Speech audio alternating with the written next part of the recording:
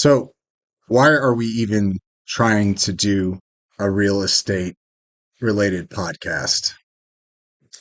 I think for us when we first started on this journey, we were just like looking around Hmm, and everything that we looked at was really negative. A I lot of the noticed that. content was negative, and I think last year there were a lot of people in 2022 who said, the housing market's going to collapse and there's going to be a recession. And now here we are, the end of 23, Hmm. no housing market collapse, Nope. no recession. And guess what they're calling for again? Another housing market collapse, another recession. These are the things that people are putting out there. And there's just so much negative connotation around real estate right now that I think we just wanted to be that beacon of light and hope to keep the American dream alive. Yeah, I know exactly what you're talking about because if I go on, YouTube Yeah, or even Google or something like that, and I'm looking at anything like a real estate related topic, it just seems overwhelmingly negative. yes. It's all doom and gloom. And I have a background in communications before getting into real estate, and one of the topics were if it bleeds, it leads. So I think it's more a lot of this negative stuff. I think it's just more geared toward views Yeah, because and fear clicks. sells. Yeah, Yeah. fear. And um, and I just didn't feel that. That's usually the case. And I know we talk a lot about real estate off camera, and what we were talking is, more like strategizing what we're going to do with the business. What are you seeing? What am I seeing? And just came to a realization it's not necessarily bad. It's not necessarily good. It differs sometimes week by week. Yeah, 100%. Sometimes it's like a really great week as far as for sellers. And then there could be a week or two that it's really great for buyers. Um, Hardly am I seeing where both parties are going to really lose in this matter, because I think a lot of folks they look at the 2008 housing crisis and they feel like, well, home prices got up really high during the 2008 crisis and then it crashed. So since home prices are going up, we should see a crash. And I think what people aren't talking about, and I've seen, some celebrities like Barbara Corcoran is from Shark Tank. Is Yes. that her name? Hmm. Okay. So I think I seen Barbara Corcoran say something, and she hit it on the head. And she said something, and this was on like a TikTok or something, and she was saying something about you got to look out for if the interest rates drop at 5% level, then what you're probably going to see is a reverse market crash because there's a lot of pent up buyer demand. People still need houses. Yes. So Always going to need a place to live. yeah, so I think it was kind of something we wanted to do with the podcast to try to deliver kind of both points of the argument here and try to neutralize some of this just overwhelmingly negative content related to the real estate market, because I'm seeing this. Even the Fed has been wrong because a lot of people watch the Fed and what they're doing with interest rates and stuff like that.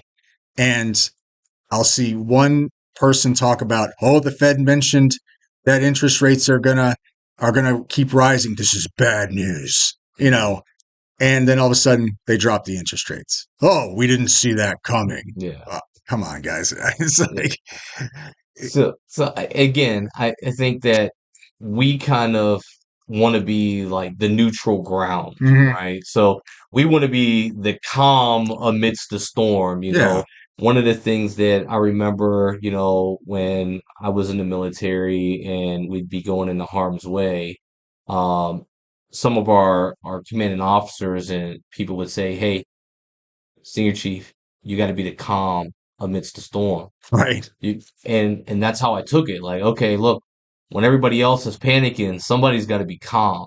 Hmm. And I think that's kind of what we want to be. We want to be the people who are going to be calm. And yeah, we're not saying that the market's never going to go down. I mean, it's cyclical. It It's a happens. reality, It's like a stock. It goes right? up and down. but this isn't like a time where everyone needs to be like, oh, I'm not going to do anything and I'm just going to stay still and I'm going to wait because of what you just said. The reverse market crash is real. Yeah. Um, to kind of put it in context, 2 months ago, I had a client, and you know the client. Hmm. You showed him the house actually. Yeah. Put in an offer to buy a house. The seller wanted to sell the house because they wanted to go buy another house. Hmm. When they initially put the house on the market, interest rates were 6.75%. Hmm. They quickly jumped up to 8. Yeah. Seller then turns around and says, "No, I don't want to sell now. I can't find a house that's suitable for me. I can't find out, I can't find what I want." Right. And in turn, they said, "I'm not going to sell my house." Hmm. Now, that's all tied up in litigation. Not going to talk any further about it. But Hmm. that is how quickly the market can change. This is less than 2 months ago.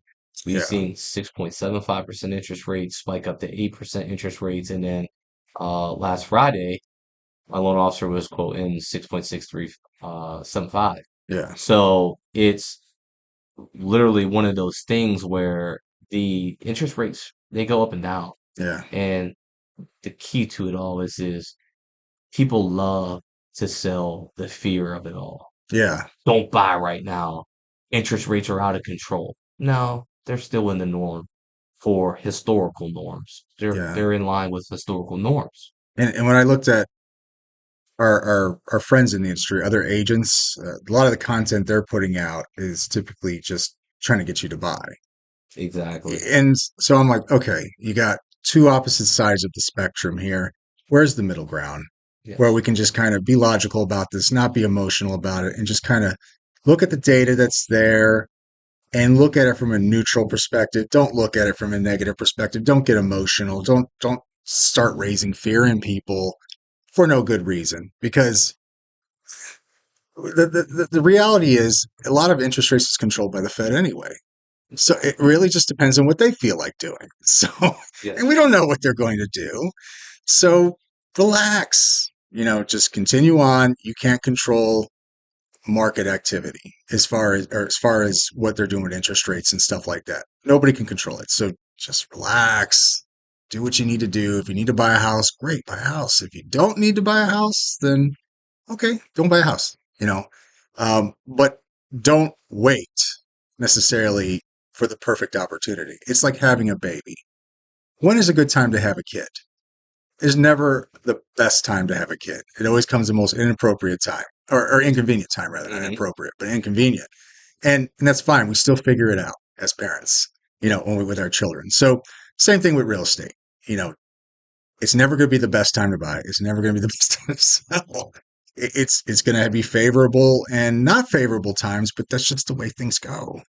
So relax, people. It's okay, and don't get too, don't get wrapped up in the hoopla. And one of the things that we were looking at is kind of, the neutral ground that we're looking at, and we looked at other peers in the industry is they're primarily talking to other agents to, I guess, eventually sell some sort of training programs to make you a top producer or to make you rich or something like that. And I just didn't, if we're going to do this, I don't know if I just wanted to just talk to other agents all the time. No, no. I mean, we have no desire to put together any type of training program and try to make money off of other real estate agents, which are our colleagues. There's no desire for that. And then, a lot of people would be like, well, why even do the podcast? Like, if you're not going to sell a program, if you're not going to sell a training program, Yeah. why even do it? Yeah. And, I think most people don't understand us. Yeah. We both come from humble beginnings. Yeah. We went and joined the military Mhm. and we served our country for over 20 years. Yeah. And so for us, service to community, to our country Mhm. has just become, a natural way of life for us. Like, and so we're like, hey, how can we continue to give back even though we're no longer serving our country? Mhm. Well, we're not serving in the military sense, but we are still serving our country because there are millions of people out there that would like to buy a house Have that that American dream. they don't Yeah. know how to Yeah. achieve the American dream. And we are the resource. Yeah. And that's what we want to be. We want to be the resource, the information, the knowledge that people need in order to achieve that American dream. So we're not doing this for the sake of gaining monetary value off of someone. Um, and in most cases, the people who are going to watch our podcast, they may not even be here locally in our No. area. And so it's not that we're doing this podcast in order to generate clients and business for ourselves either. Yeah, we before we even started brainstorming this podcast, we even talked about that as a conversation. It's like, look, it's very likely that we will gain absolutely zero business off doing a podcast, Yeah. and we were totally okay with that. I know you're passionate about real estate, and I'm passionate about it, and we really get into the intricacies of it. It's very funny. But look, I just love real estate and everything associated. I think about real estate all day long. And when I go to sleep, I dream about real estate. So I want to share that knowledge with people. Anything that I learn about real estate, I just want to tell the whole world and say, hey, look what I learned. Hey, maybe this could be useful for you. Maybe it won't be useful for you. But if any of these podcasts that we do in the future, and we're already starting to gain subscribers, and really thank everybody who subscribed to the channel and given us likes and stuff like that. We really appreciate that, the views. And we're hoping you can gain something out of this to take with you. Whether there are going to be our clients or not, we want to make sure that we try to educate and inform people about the home buying process, home selling process, kind of what's in the market and whatnot. If we have some market related, news or something we can share with it or something that we found out, it's just great information to have, and helps you and as a homeowner and home seller or home buyer. And yeah, that's Yeah, I know. I remember we would have like late night conversations on the phone. Like me and Robert were normally talking, up until 11 midnight each night. And sometimes into the wee hours of the morning. and it's like, man, these are some really great conversations that we have. And Yeah. it's like, man, we should figure out a way that we could get this information out to others because we have some phenomenal conversations. Yeah. And again, this is just two like-minded people having great conversations about a topic that we're both passionate about. And everyone is getting the opportunity of partaking in that and listening to the advice, the knowledge. If you're sick, some Hmm. people will go to WebMD and try to, cure themselves. Like, oh, what do I got, right? Sure. Uh, there's really nowhere online that you can kind of go to and get solid, neutral advice on real estate. Everyone has some ulterior They're motive trying to sell you for something, why they're or doing it. Yeah, yeah, it's always to use some sort of call to action on it or something to get you to buy something or try to get you to use that service or something of that sort. And I just didn't, I know you didn't want to do that and I didn't want to do that. no, It's just talk about real estate. And if people want to tune in and listen, great. yes, Then continue to subscribe and continue to, watch our content. We're going to try as we continue doing this podcast, we want to try to improve every video that we do. If it's from the sound, if it's from the video, if it's the lighting. Right now, you're financially invested in this podcast. yes, I am as well. And all this stuff costs money. I mean, you guys don't see it here on the camera, but Josh just got us commercial space to do this. Of course, he's going to run, his real estate team out of it as well. And we could do training in here and stuff, but we also dedicated in the design an actual studio for this podcast. mhm, And you probably see dust all over the table and stuff in this video. And that's because it's drywall mud. yep, we're under construction. We're under construction in here. But things will look better, as we go. We're going to continuously reinvest into it and just make uh, a better show for all of you out there to listen in and learn about us. And I guess we could talk a little bit about us. I guess, do you want to talk about yourself? Sure. I mean, I'm from a small town in Johnstown, Pennsylvania. Uh, Went through high school, knew I wasn't going to college. 9/11 happened. Um, I went to the recruiting office on 9/11, Hmm. and it was kind of my call to action or call to service, if you will. And I spent over 20 years serving the country.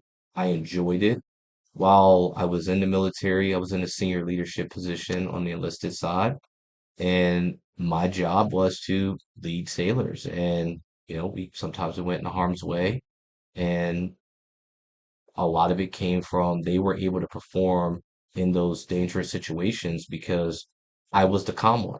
Hmm. While everyone else was up in arms, I was calm, you know. While some of our leaders may have been nervous, scared, somebody had to remain calm because in the midst of the storm, you have to have some calm. Yeah. I mean, same. I was born in Chicago, raised in Northwest Indiana, for the most part, which is about 45 minutes outside of Chicago.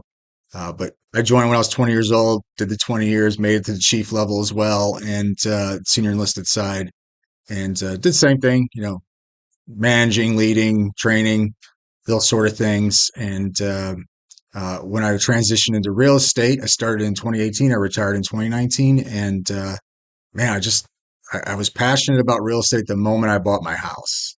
I just liked the process, and I knew that was going to be what I wanted to do, regardless of anything. So, you know, right now it's just this is a natural transition for us to now that we gained some experience. I think you did 9 years. I've been in since 2018. Hmm. So you've been doing this longer than me. I learned off you when I first started. You and I started off in our market at the time when we first started off was a low income neighborhood. Yeah. So we learned how to work with folks that didn't have a lot of means and how we can get them to be homeowners. So that was valuable experience until we worked our way up into a more other markets that with higher income as well. So now at this point, we've worked with everybody from all ends of the financial spectrum, from very wealthy to barely getting by, or struggling. We've figured out how to work with people to make them homeowners, and also guided through the process of them, selling their one of their most precious assets, and that is, their homes. So I think this is what we'll do is we'll continue doing this, and yeah, hopefully we get to teach others, and hopefully you guys, subscribe, and continue to follow us and Yeah. whatnot. Yep. So subscribe, like, leave a comment below. Thanks for watching, guys. See you soon.